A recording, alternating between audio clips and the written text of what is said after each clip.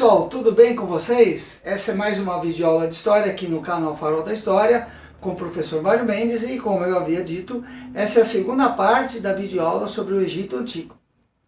Essa videoaula é para o sexto A e o sexto B da Escola Luig. Abraço aí, galerinha! Beleza? Vamos nessa! Seguinte, como era organizada a sociedade egípcia? Vamos ver no quadro como era a sociedade e qual a função de cada um. Veja o quadro. Nós vemos aí então que a sociedade tinha uma organização bem peculiar, não é mesmo? Tem o vizir, que era a maior autoridade depois do faraó. Ele tomava decisões jurídicas, administrativas e financeiras em nome do faraó.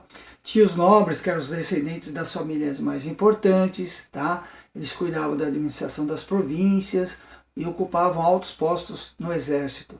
Os sacerdotes, como nós vemos aí no quadro, eles detinham muito poder. Administravam todos os bens que os fiéis e o próprio Estado ofereciam aos deuses e tinham muita influência junto ao faraó. Enriqueciam porque ficavam com parte das oferendas feitas pela população aos deuses, além de serem dispensados do pagamento de impostos. Depois vem os escribas. Quem eram os escribas?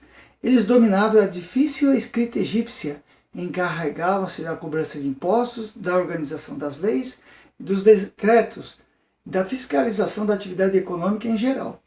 Depois vinham os soldados.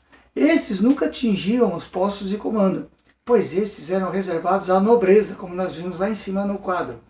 E eles, os soldados, viviam dos produtos recebidos como pagamento e dos saques que podiam realizar durante as guerras de conquista. Por fim, tinham os artesãos.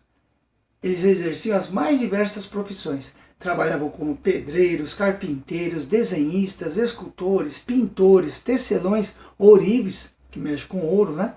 Etc. Muitas de suas atividades eram realizadas nas grandes obras públicas, como nos templos, os túmulos e os palácios, etc.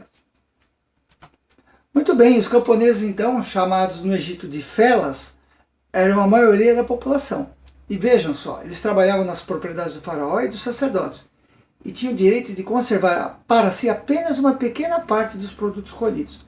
Eram também obrigados a trabalhar na construção de obras públicas grandiosas, como a abertura de estradas, limpezas de canais, transporte de pedras, necessárias às grandes obras, como túmulos, templos e palácios. Vocês estão vendo aí nessa gravura os escravos, que eram geralmente estrangeiros e prisioneiros de guerra. Também compunham a base da sociedade. Trabalhavam principalmente nas minas e pedreiras do Estado, nas terras reais e nos templos. Muitas vezes faziam parte do exército em época de guerra e eram utilizados como escravos domésticos. Como vocês estão observando aí nessa videoaula, a civilização egípcia ela era muito bem organizada. Ela era muito bem estruturada e tudo girava na figura do faraó. E muito importante era o papel do rio Nilo na economia, na cultura daquela população, certo? Lembre-se, eles viviam entre dois desertos, o da Líbia e o da Arábia.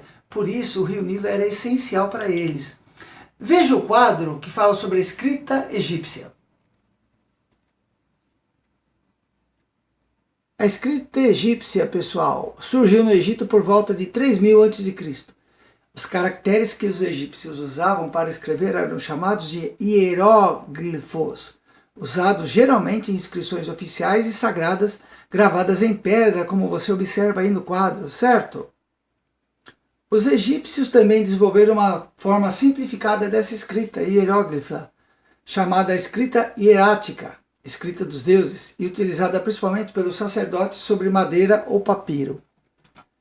Temos também a escrita demótica, ou escrita do povo. Era mais popular e era uma simplificação da anterior, geralmente usada em cartas e registros sobre papiro, como a gente observa aí nesse pequeno achado arqueológico. A religião foi uma instituição dominante em todos os aspectos da vida egípcia.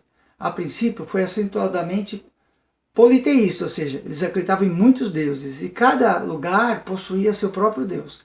Com a unificação política do país, reduziu então os inúmeros deuses em um conjunto de grandes deuses nacionais, dos quais se destacam Patá, representado pelo boi Apis, Horus, filho do casal Osíris e Ísis, deus do céu e tronco da monarquia faraônica. Anubis, deus do vale dos mortos e da mumificação. Tote, deus da escrita e do tempo.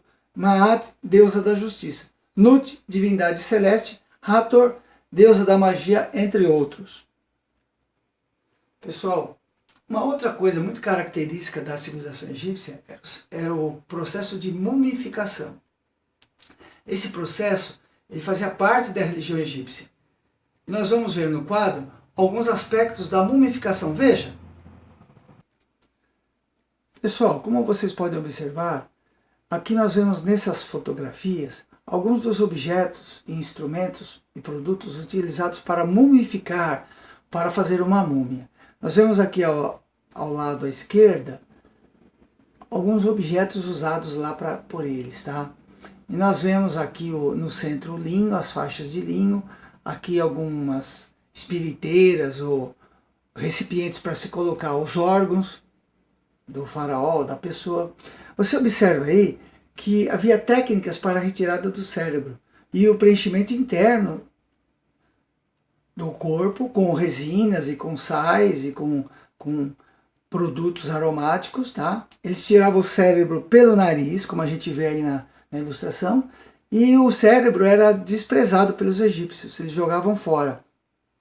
E nesses recipientes com cabeça de animais ao lado esquerdo, ao lado direito abaixo, eles colocavam os órgãos internos do faraó, o coração, os pulmões, os intestinos.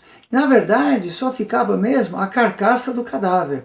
Todos os órgãos internos eram colocados nesses recipientes e colocados dentro da pirâmide, dentro da tumba, dentro da sala mortuária, junto com o sarcógrafo e a múmia. Pessoal, então a gente estava vendo aí, nessas ilustrações, que o trabalho de mumificação, de transformar um morto em múmia, era caro e demorado, e era feito apenas por artesãos especializados. E apenas as pessoas pertencentes às camadas privilegiadas eram mumificadas.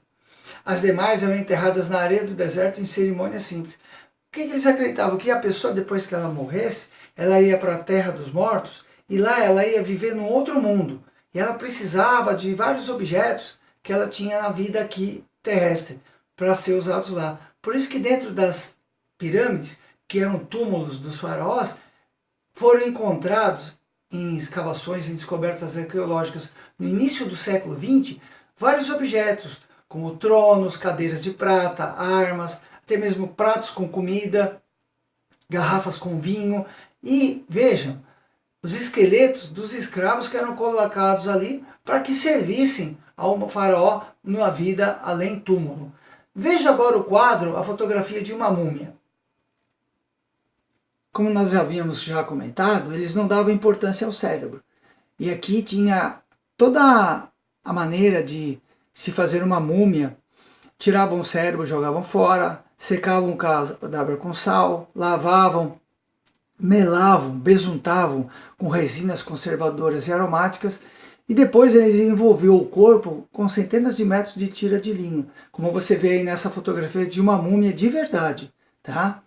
E antes da múmia ser colocada no túmulo, um sacerdote funerário celebrava uma cerimônia da abertura dos olhos e da boca, a fim de devolver à vida todos os sentidos do morto quando ele estivesse lá na terra dos mortos, depois que foi mumificado e fechado a tumba dele lá, tá? O lugar onde ele foi enterrado.